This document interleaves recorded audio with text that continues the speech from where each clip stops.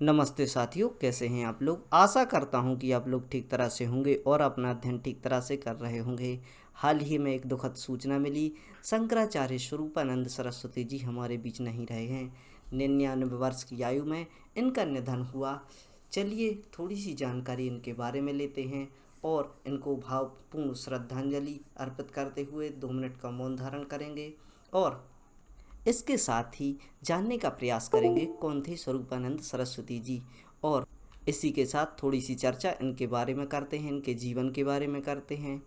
आपको जानकारी होगी कि जो शंकराचार्य जी हैं, इनका एक महत्वपूर्ण पद हुआ करता था जो कि हिंदुज़म के अंतर्गत आते हैं।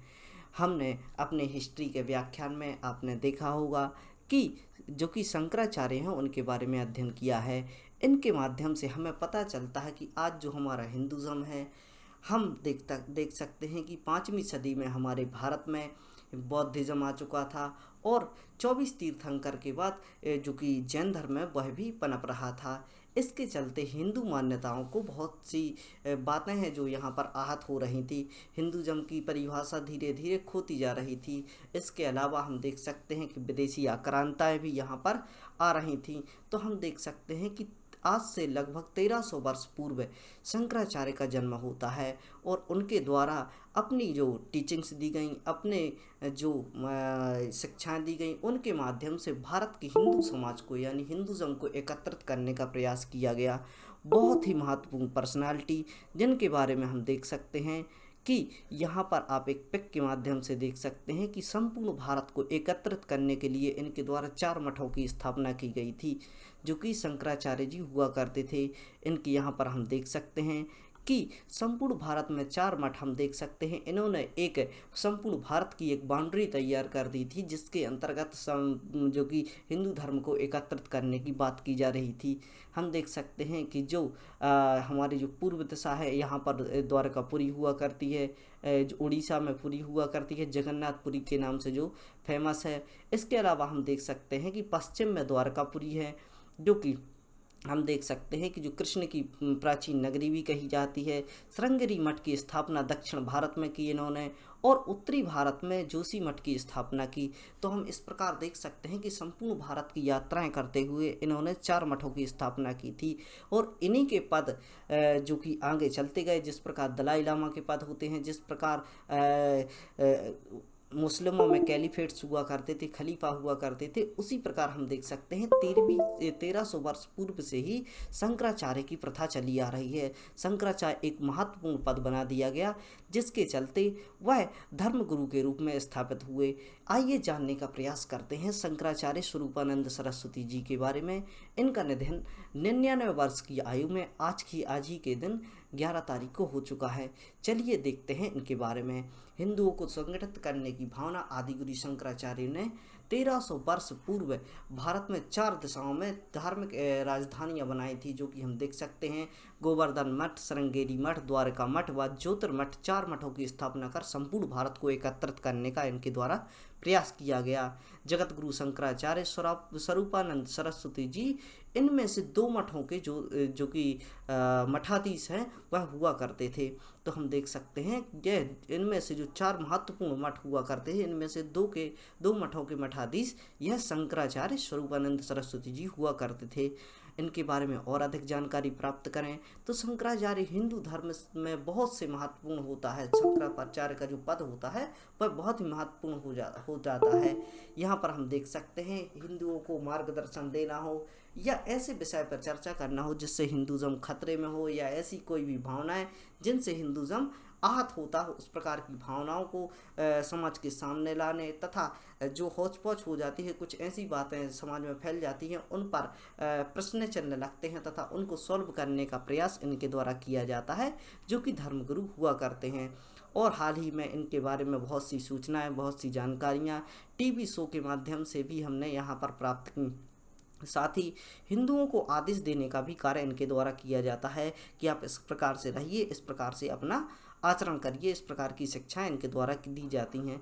हम देख सकते हैं कि बाहरी आक्रांताएँ आई, जैसे कि हमने मुगल्स देखे, तुगलक्स देखे, बहुत सी डायनेस्टी हमारे यहाँ पर आई, विदेशी आक्रांताएँ आई। इनके द्वारा भारत की शिक्षा को कुचलने का प्रयास किया गया। अंग्रेज़ों के आगमन के साथ ही भारत में अंग्रेजी शिक्षा का प्रचलन प्रारंभ हुआ।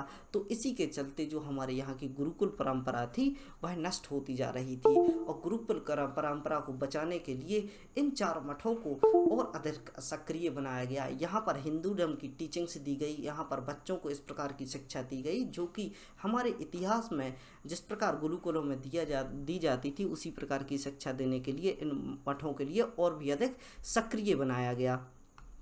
तो आगे हम देखते हैं स्वरूपानंद जी के बारे में। शंकराचार्य स्वरूपानंद सरस्वती जी धार्मिक बदलावों पर अपने विचारों को रखते आए हैं, चाहे वह साईं बाबा की पूजा को लेकर अपने विचार हों।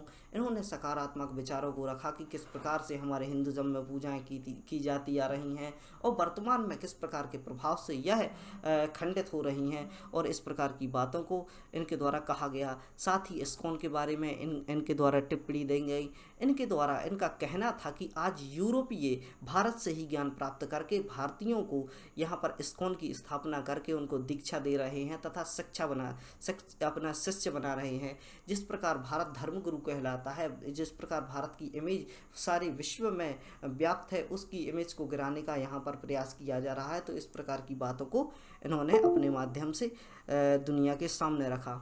शंकराचार्य के बारे में और अधिक बातें देखें तो इनकी जो बचपन की बात देखें, इनका जो जीवन काल रहा, इनका जन्म 2 सितंबर 1924 में हुआ।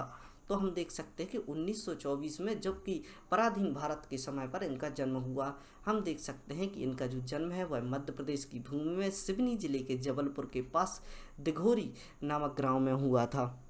तो यहाँ पर हम देख सकते हैं यह मध्य प्रदेश से संबंधित हुआ करते हैं।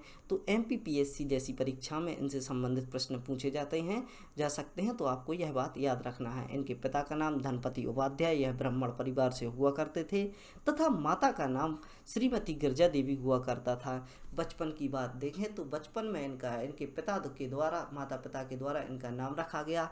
उनका नाम रखा गया पोथीराम। तो हम देख सकते हैं कि किस प्रकार ब्राह्मण परिवारों में या ब्राह्मणों में पोथी या फिर जो जिसको पुस्तक कहा जाता है वह, उसके आधार पर इनकी जो शिक्षा इतनी अच्छी तरीके से हुआ करती थी। बहुत ही होशियार और हम्बल बैकग्राउंड के हुआ करते थे, इसी कारण इनका नाम पोथीराम रख दिया गया था। 9 वर्ष की आयु में ही इन्होंने धार्मिक यात्राएं प्रारंभ कर दी। और हम देख सकते हैं कि सबसे पहले हम देख सकते हैं कोई भी जैसे बच्चा है या हिंदुज़म में हम देख सकते हैं सबसे प्रमुख स्थान शिक्षा प्राप्त करने के लिए काशी पहुँचे। तो हम देख सकते हैं काशी एक प्रमुख केंद्र हुआ करता है जो कि सांस्कृतिक शिक्षा के रूप में जाना जाता है। तो यहाँ पर यह पहुँचते हैं तथा यहाँ पर अध्ययन करते हैं। यहाँ पर इनकी मुलाकात किससे होती है? करपात्री महाराज जी से होती हैं, जिनके माध्यम से यह वेदांगों तथा शास्त्रों की शिक्षा लेते हैं। यह वही समय था जिस समय पर भारत में अंग्रेज रहा करते थे। तो 1924 के बाद हम देख सकते हैं कि 1934 का समय रहा होगा, लगभग यह 9-10 वर्ष की आयु के रहे होंगे। तब हम देख सकते हैं कि यहाँ पर अंग्रेज़ों का समय हुआ करता था, और इसी समय पर अंग्रेज़ों से भारत को मुक्त कराने की लड़ाई चल रही थी। 1942 का समय था जब भारत छोड़ो आंदोलन प्रारंभ किया गया, तथा भारत में जैसे ही भारत छोड़ो का आंदोलन का आगाज़ सुनाई दिया तो यह स्वतंत्रता संग्राम में टूट पड़े या कूद पड़े। तो यहाँ पर हम देख सकते हैं कि इन्होंने स्वतंत्रता संग्राम में भी भाग लिया। तो इस प्रकार इनको क्रांतिकारी साधु के नाम से भी जाना जाता है। हम देख सकते हैं कि 11 वर्ष की अल्प आयु में ही यह क्रांतिकारी साधु के रूप में प्रसिद्ध हो जाते हैं। इसी तरह यह वाराणसी की जेल में 9 माह तथा मध्य प्रदेश की जेल में 6 माह तक रहते हैं। तो हम देख सकते हैं कि इनके द्वारा जेल यात्राएं भी की गई, अतः क्रांतिकारियों के नामों में इनको जोड़ दिया गया। यह करपात्री महाराज की राजनीतिक दल, इनके जो करपात्री महाराज हुआ करते थे उनका एक राजनीतिक दल हुआ करता था जिसका नाम था राम राज्य परिषद। इसके अध्यक्ष भी रहे। 1950 की बात करें तो दांडी सन्यासी बनाए गए, और हम देख सकते हैं कि 1981 में इन्हें शंकराचार्य की उपाधि मिली, जो कि आपको याद रखना है कि 1981 में इनको शंकराचार्य की उपाधि मिलती है। इनके द्वारा स्वामी ब्रह्मानंद सरस्वती जी से दंड न्यास की दीक्षा ली जाती है। और हम देख सकते हैं कि यह दंड न्यास की जो दीक्षा लेकर इनको अपना गुरु बनाते हैं। और शंकराचार्य स्वरूपानंद सरस्वती जी के नाम से यह बाद में जाने जाते हैं। हम देख सकते हैं कि आज 99 वर्ष की आयु में इनका निधन हो चुका है। और इनके निधन के साथ ही एक बड़े युग का अंत होता है। यहाँ पर हम देख सकते हैं जब भी किसी चीज़ का अंत होता है तो फिर से नई शुरुआत होती है। आगे हम देख सकते हैं कि किस प्रकार शंकराचार्य का पद किसे मिलना है वह बात अलग है, लेकिन आज हम इनको श्रद्धांजलि देते हैं और इनकी आत्मा को भगवान शांति दे। और हम देख सकते हैं कि जो शंकराचार्य जी हुआ करते थे वह ईश्वर के अवतार माने जाते हैं। और इसके बाद जो भी गुरु निकल कर आए, जिनको पद दिए गए, उनको भी इसी प्रकार से पूजा जाता है, इसी प्रकार से उनकी मान्यता मानी जाती है जिस प्रकार की शंकराचार्य जी की मान्यता हुआ करती थी। तो इसके साथ ही हमने बहुत सी जानकारी इनके बारे में प्राप्त की। और इसी प्रकार की जानकारी के लिए बने रहें study right by Mani Pandey से और करते रहें अपना अध्ययन। ऐसे बच्चों तक इन जानकारियों को पहुंचाने का प्रयास करें जो इस प्रकार की शिक्षा को लेना चाहते हैं। पढ़ते रहें, खुश रहें। जय हिंद, भारत माता की जय।